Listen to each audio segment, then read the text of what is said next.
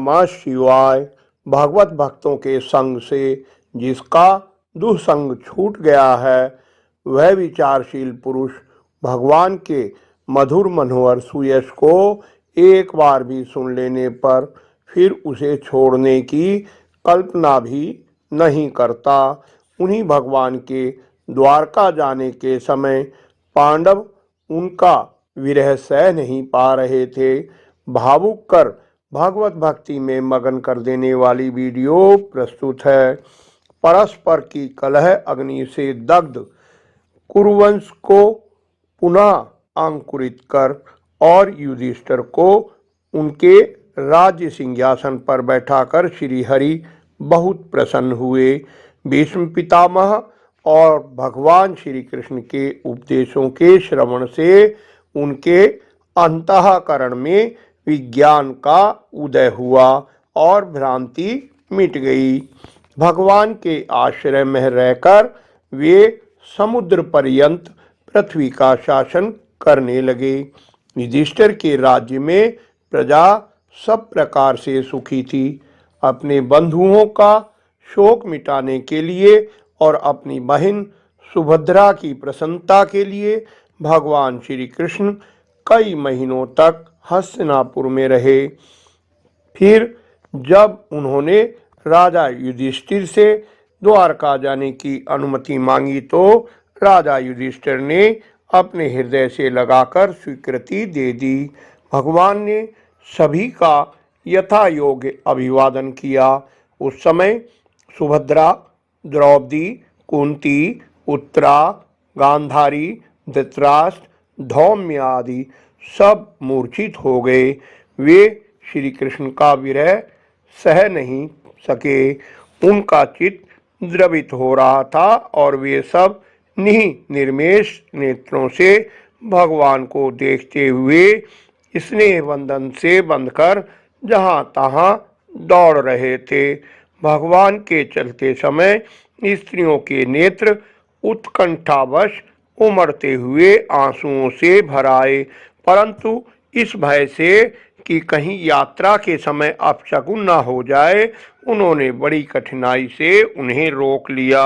वहां की स्त्रियां भगवान के दर्शन की लालसा से अटारियों पर चढ़ गईं और प्रेम, लज्जा एवं मुस्कान से युक्त चितवन से भगवान को देखती हुई उन पर पुष्पों की वर्षा करने लगी। उस समय भगवान के प्रिय सखा अर्जुन ने मोतियों की झालर, रत्नों से जड़े हुए डंडे वाले श्वेत छत्र को अपने हाथ में ले लिया। उद्धव और सात्विकी बड़े विचित्र चंवर ढुलाने लगे। मार्ग में चारों ओर से भगवान श्री कृष्ण पर पुष्पों की वर्षा हो रही थी। बड़ी ही मधुर झांकी थी।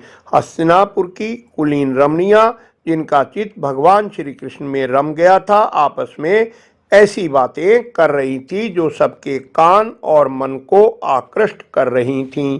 वे आपस में कह रही थीं, सखियों, ये वे ही परम पुरुष हैं जो प्रलय के समय भी अपने अद्वितीय निर्विशेष स्वरूप में स्थित रहते हैं। उस समय सृष्टि के मूल ये तीनों गुण भी नहीं रहते। जगत आत्मा ईश्वर में जीव भी लीन हो जाते हैं। श्री कृष्ण साक्षात पर ब्रह्म हैं। इन्होंने अपने शैशव एवं किशोर अवस्थाओं में अत्यंत मनोहारी लीलाएं की हैं। ये स्वयंवर में शिशुपाल आदि राजाओं का मान मर्दन करके जिनको अपने बाहुबल से हर लाए थे, जिनके पुत्र प्रद्युम्न, सांब, आम आदि हैं, वे रुक्मणी आदि 8 पटरानियां और भौमासुर को मारकर लाई हुई जो इनकी हजारों पत्नियां हैं, वे वास्तव में धन्य हैं। इनकी महिमा का वर्णन कोई क्या करे। श्री कृष्ण मंद मुस्कान और प्रेम पूर्ण चितवन से उनका अभिनंदन करते हुए वहां से विदा हो गए। सुदृढ़ प्रेम के कारण पांडव भगवान के साथ बहुत दूर तक चले गए।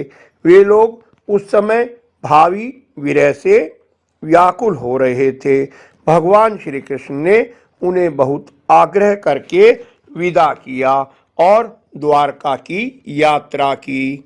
श्री कृष्ण ने अपने समृद्ध आनर्त देश में पहुंचकर वहां के लोगों की विरह वेदना बहुत कुछ शांत करते हुए अपना श्रेष्ठ पांचजन्य शंख बजाया।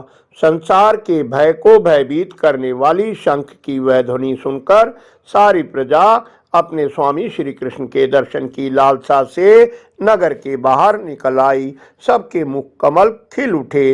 वे हर्ष गदगद वाणी से भगवान श्री कृष्ण की स्तुति करने लगे, जैसे बालक अपने पिता से तोतली बोली में बातें करते हैं।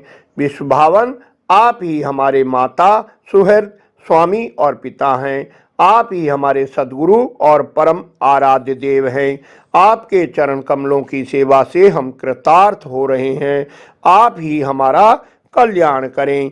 भक्त वत्सल भगवान श्री कृष्ण प्रजा के मुख से ऐसे वचन सुनते हुए और अपनी कृपामयी दृष्टि से उन पर अनुग्रह की वृष्टि करते हुए द्वारका में प्रविष्ट हुए।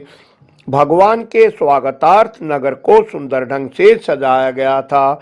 भगवान श्री कृष्ण ने बंधु बांधवों, नागरिकों और सेवकों से यथा योग्यतानुसार मिलकर सबका सम्मान किया।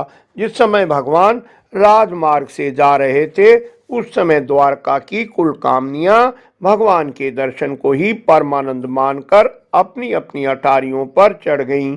भगवान के मनोहर रूप द्वारकावासी नित्य निरंतर निहारते रहते हैं, फिर भी उनकी आंखें एक क्षण के लिए भी तृप्त नहीं होती।